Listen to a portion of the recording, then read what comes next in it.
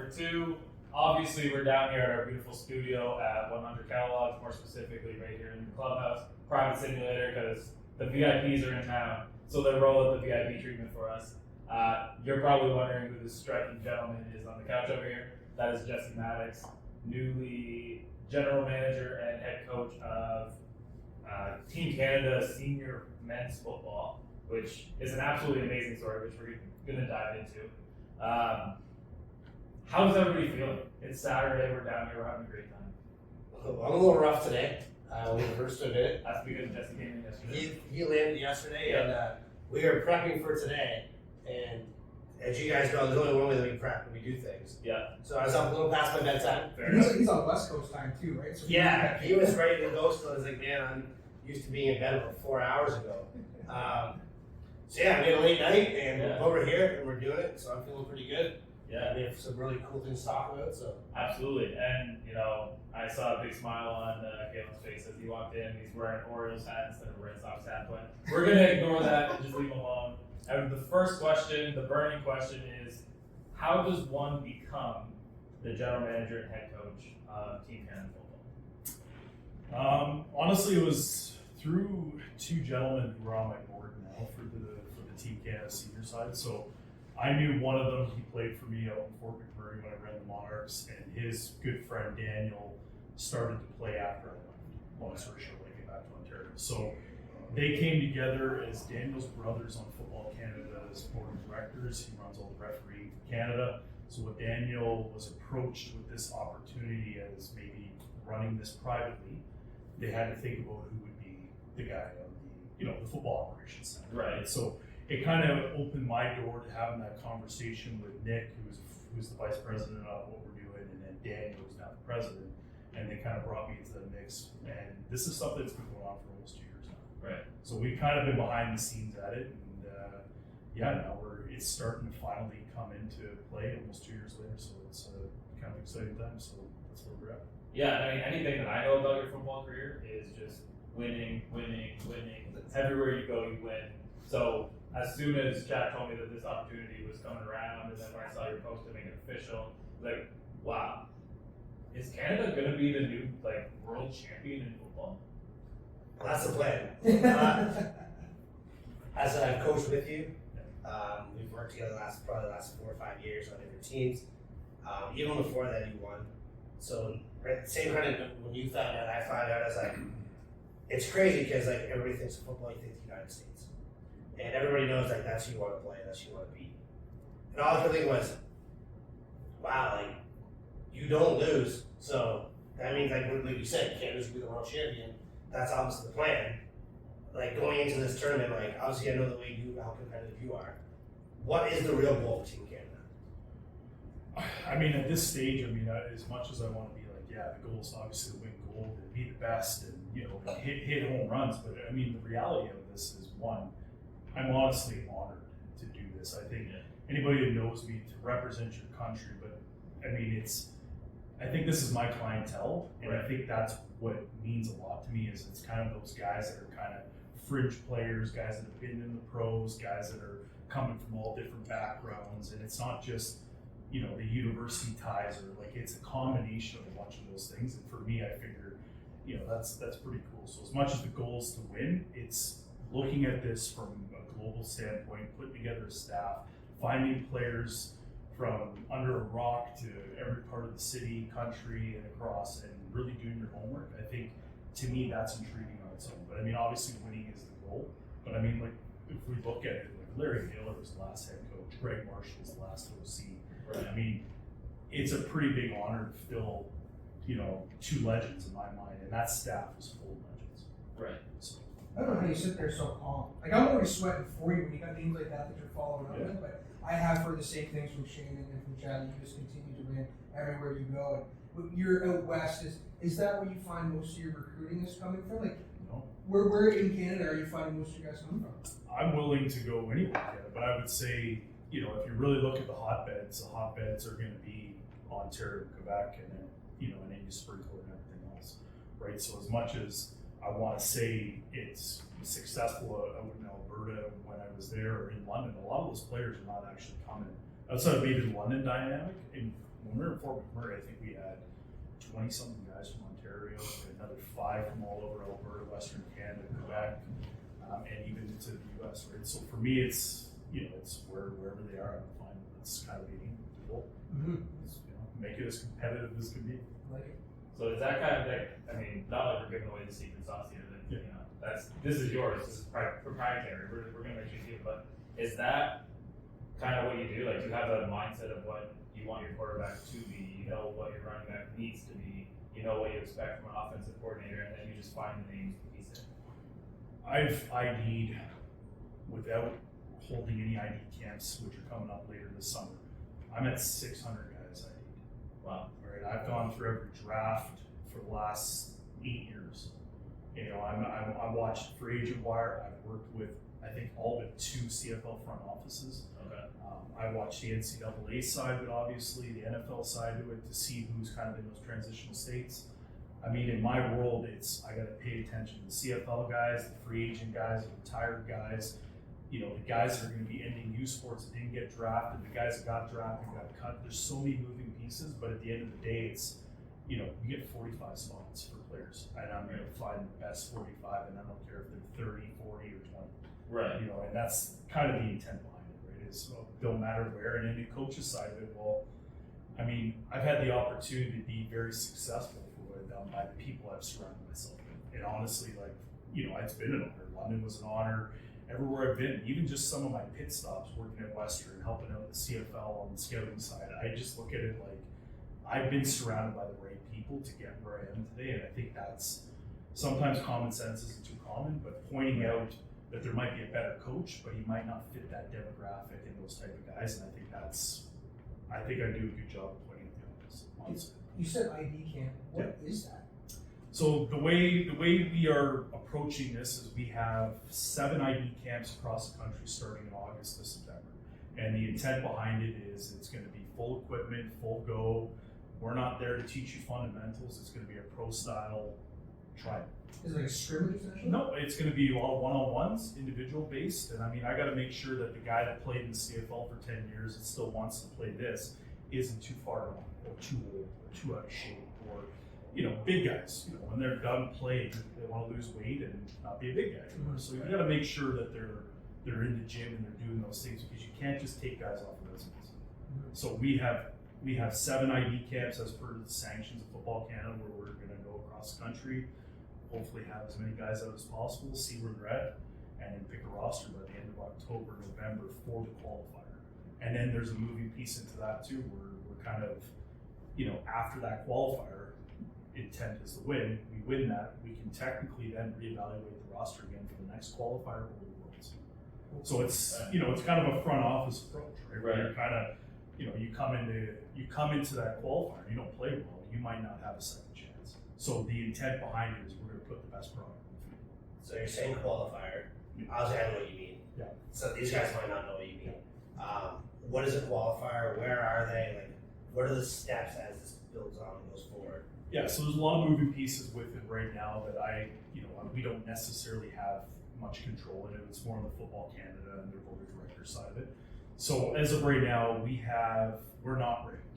And we're not ranked because in 2011 we finished second. 2015 we didn't go. Okay, we pulled out for funding. Long story short, before my time. The next one was 2020, COVID year. And then now they're kind of rolling in. This is the first one since 2015. So really, we're not ranked. So we are a nobody in the grand scheme of international play for the senior side of football. Kind of nice for you coming in. For sure. So I mean, it kind of gives us that, but it also puts us on a path now where we have to qualify to even get to the World. So right now we're going to Mexico, I think the second or third week of January, which should be finalized May or June. Nice. And we have to win that to move on. If we lose, we're disqualified and we're not.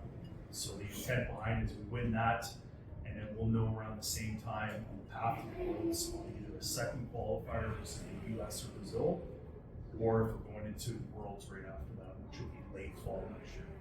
Okay. Wow. So this is a process. Yeah. This is not like the kind of tournament that you can see if if we have a world championship for hockey going on right now, and that happens over the course of 2 weeks. Like this is, I mean, clearly for a football tournament it needs to be spread out, but I didn't realize it would be spread out across the years. Yeah, and that's going to be the toughest part of it, right? And then on top of it, you're picking 45 guys, you got a coaching staff, and then you got some moving pieces to it, but we don't have time to run camps and pull everybody across the country into one hub and spend a month there training. So we're at a point right now where we're going to do all our on the field stuff once we get to Mexico. So we're going to get into a lot of the playbook and the install side of it via Teams. Okay. Right, for 3 months leading into it, and then we're going to do the on the field stuff in 2 days. So you're going to have about 6 to 7 hours of practice time. Right. Between meetings, install periods, walkthrough, and full physical practice, and we're going to do that all in Mexico, leading up to the game 10 days prior. Right. Well, I'm thinking 6 or 7 hours of practicing in Mexico. Like, how do you get the guys ready? That's part of why we're doing that. It's because of the humidity and getting them prepared. So the first practice in the morning is going to be more of a walkthrough visualization. Get that part of it. Then we're going to get into teams meetings, in-person meetings with coaches and whatnot. Then the real practice for 2 hours is all going to be systems, one-on-ones, and the things that matter on the physical side. Right. So we're not doing 4 to 6 hours of physical practice, we're just doing 2 hours. So it's kind of a lot of mental, and the other thing is you got to look at it like, if you played pro, you played youth sports under Greg, Blake Mill, or some of these big name guys. Yeah.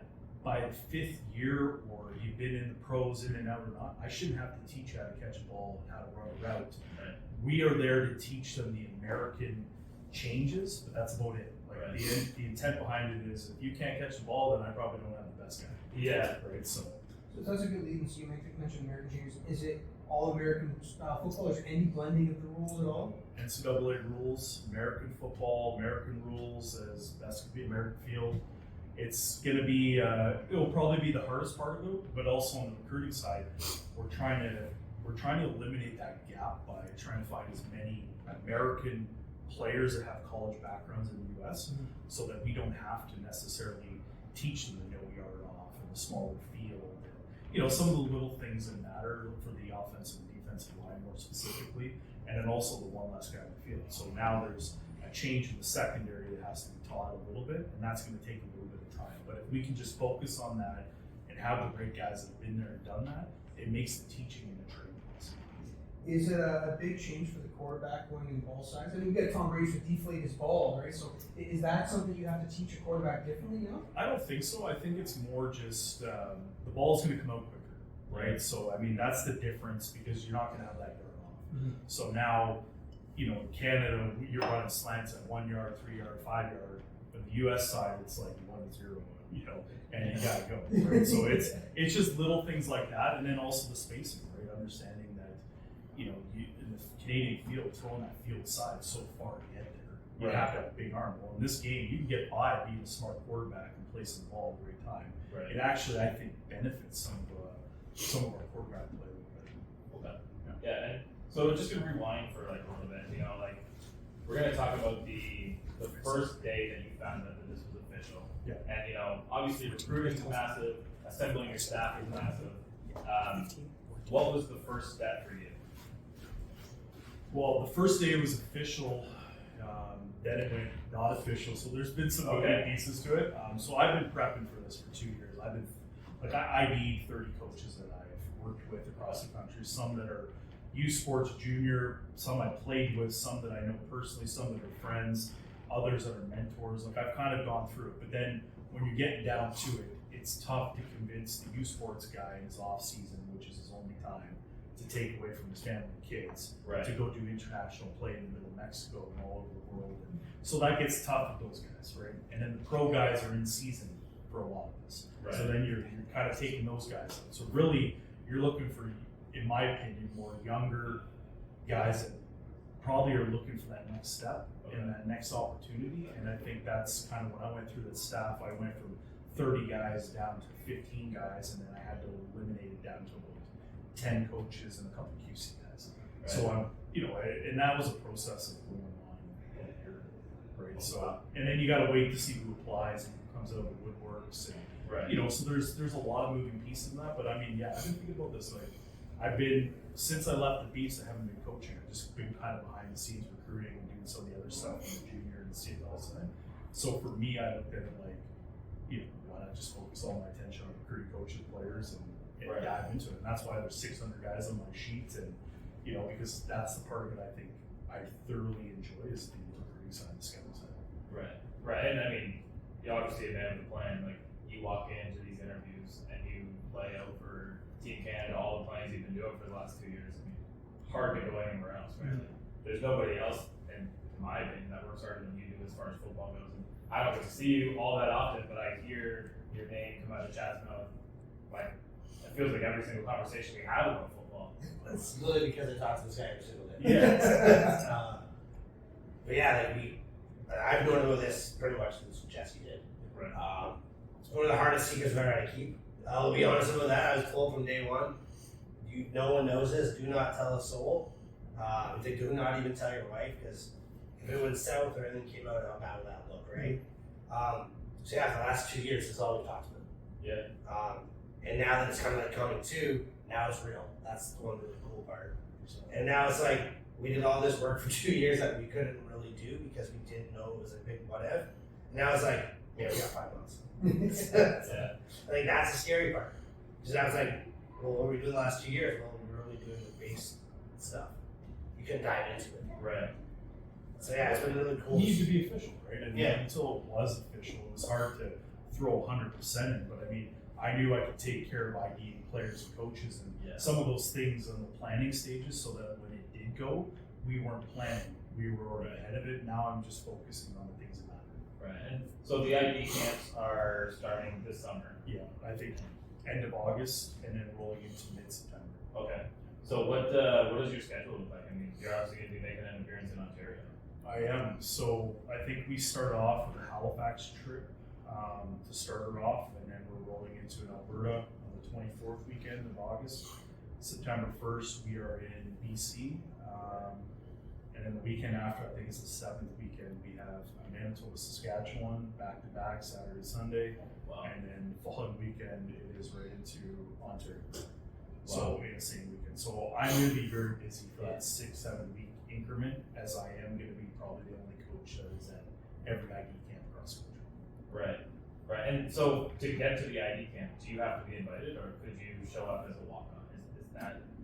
You can't show up as a walk-on, and part of that is because of the insurance aspects. Okay. For football candidates side of it. So they have to register, they have to sign up, and I've kind of put it as 24 hours before the event because I won't have time to spend 30 minutes before the event registering guys, making sure their insurance is signed. Yeah. The intent behind it is when I land and get there, it's just football. Right. Let's give these guys 2 hours to show where they're at, show where they're sitting, physically, mentally, the whole nine, and then roll into it versus me spending time with restricted items. Right. But they could register without your invitation. Correct. Okay. Kalen, you have a chance. Well, that's why I saw my figures. Like, well, maybe they can do this McCauley moment for me, right? Why not? I'm like, I don't think you have 540. Yeah. No, I don't think so, too. I thought he was very big enough to be the holder. Well, 45 guys too, right? Like I think a lot of guys they like the opportunity to represent their country, but I think a lot of guys think this is, when they hear senior, it's just going to be immensely. If you go back to 2011's team, like Michael Falls was the quarterback, Matt Walters was a running back, Dave Stevens was a running back, that Antonio Belli was one released from CFL, played 4 years NCAA Division I. You look at that roster, there was 11 guys that played pro after that event. Right. Okay. Right? So I think a lot of people get lost in senior, but in reality, I don't care if you did play university, you did, I don't care where you played, or if you played at the worst school or the best school. I'm looking for the best 45 guys that are going to hit to give us an opportunity to compete. I mean, gold is great, but at the end of the day, we are there to put the best product on the field, because ultimately it's a representation of the Celtic, right? And the coaching staff and the country, right? So we have to make sure there's no feelings involved. I'm not picking just because I knew you or you played for me. It is the best available at that time to achieve. Right. That makes sense. I mean, the senior label is there for an age. Like, you have to be like above 20. Correct. Okay. So they have an under 20 that's actually going on this summer in Edmonton, Canada's hosting. okay. And they're the defending champs for the first time at that level. So right now the under 20 goes in Edmonton, I think end of June. Right. And this will be the senior. So you have to be 20 plus and you have to have a Canadian passport. Those are really the only two requirements, other than you can't be under contract with the CFL right now. You can play or have played, Right. but you just can't be under contract at that point. That's interesting. Yeah, I didn't realize that. I mean, I guess just give me a 3-month release. Yeah, we'll see what we can do for you. Now, getting all these guys together, I mean, 45 cents, is there any type of a practice fund? Or like a travel team? Or We haven't thought about that, and part of that is getting into the staff. I want to make some of those decisions with the staff. Okay. But yeah, I mean, is it enticing? Yes, but what that also does is it adds to the operation for us. Right. And it's already something that, you have to pick and choose your flavor. You got the best 45 guys. It's great to have a practice roster, but at the end of the day, is it necessary for a qualifier? Maybe for the Worlds, Right. but we'll cross that bridge when we get there. Yeah, and you mentioned funding, and like funding is important because this is not an easy endeavor to get behind or to get started. This isn't a university that has millions of dollars coming in. So I mean, this is all funded by the board, like the staff. People are looking to get involved. So if somebody wanted to get involved, could they get in contact with us, and we can put them in contact for you? It is nonprofit, so what I think, even go back to one of your further questions, like why necessarily, myself in a sense. Well, a lot of that is because we are a nonprofit under Football Canada, so we're contracted by Football Canada to run this specific entity for this purpose, right? Right. So what that means is we have our own board, our own nonprofit, and financials fall on myself and Daniel. Okay. So at the end of the day, Football Canada's not giving us money for this event. Right. We have to fundraise this event. Right. So our budget is our budget, we set. And ideally what they're gonna do is they're gonna help us with the equipment side of it, and the jerseys, and the insurance, and some of those things. But it comes down to getting their travel, food, hotels, flights, those items, that's on us to figure out, and really figure out the next 6 months. So definitely, as a nonprofit, we're happy to use, we want to partner with great partners, we're looking for sponsorships, but we're also not just looking for money, we're looking for partnerships that maybe it's items in cost of, Right. like if we can get water covered by, say, Coca-Cola or something, that's just taking it off the operational budget. It makes a lot of sense for us to have those strategic partnerships in place. Right, and then like finding local partners across all the ID camps to come out and feed the guys and do those are the things that somebody's probably not watching this, they're probably not thinking they can get involved that way. You can get involved by just volunteering your time to come out and serve the food if you really want to, right? There's so many different ways to get involved, and feel free to reach out to us. We can put you in contact with Jesse and the right people so that you can get involved in this great event. Go ahead. Yeah, I was just saying, I know that the team isn't decked, of course, and I don't want to highlight any names, and I don't want to pump any opponents' tires either, but where are we going to stand out? Where are we going to be able to compete really, really well? Where is Mexico going to compete? We kind of know that the U.S. is going to be an up and down board, right? But where are we at? Well, I think if you look on the global scale, Canada, I would say, is the number 2 nation when it comes to football. But I would tell you, Mexico and Japan are not far off. And I don't think a lot of people realize how developed Mexico, Japan, Germany, Austria have become in football in the last 10 to 15 years. Since the NFL Europe stuff has gone, it has taken off. Like, if you ever go watch some of the European football league or the LFA in Mexico or Japan's university levels, it's competitive. If you go watch even 2011 or 15 film of these tournaments, Mexico and Japan, Austria, Germany, very competitive. Right? So, I mean, I anticipate with CFL and where we're at university-wise, amount of guys in the NCAA, we should be, even though we're unranked, talent-wise, we should be number 2 easily.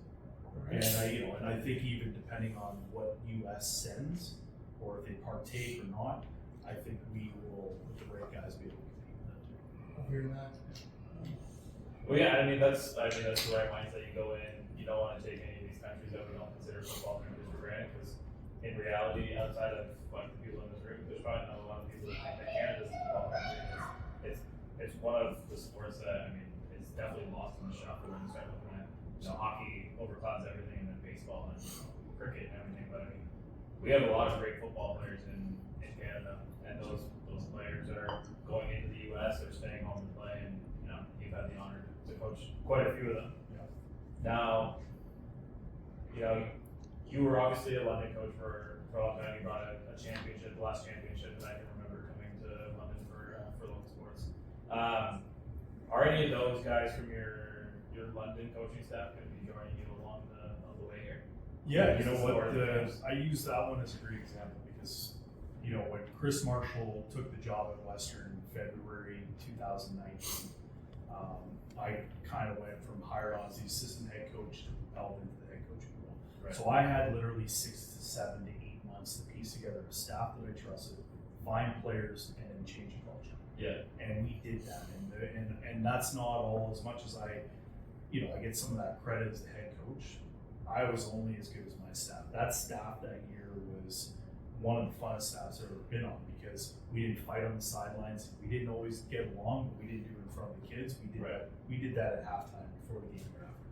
And I think that was a big thing. So when I looked at that staff, we had guys that had played at a high level, guys that had been drafted. So yeah, I would tell you right now from that staff alone, there will be 3 gentlemen joining us, 1 beside me and 2 in the back. So, you know, and I would say that of the 10 guys, 3 of those are going to be. And I think when I looked at the staff and even getting into my picks of my staff, I picked 2 or 3 other guys on top of that in London times. Okay. Right, Western, etc. And you know, when I looked at it, like it's compatibility versus coachability. Right. There might be better resumes out there, but if I don't trust you and we don't have that compatibility, it's not going to work. I don't have time to fight with coaches in Mexico and hate about your egos or your history or where you've coached. I don't care. Right. The intent is we're here to win, and it's put your ego aside. Let's get it done. Mm-hmm. Right. So that's, I think, the cool part about it because everybody that's on that staff I know personally.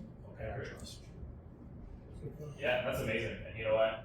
We're proud of Chad for getting on there, and you know he works hard, and you know I know that he's going to be a great addition.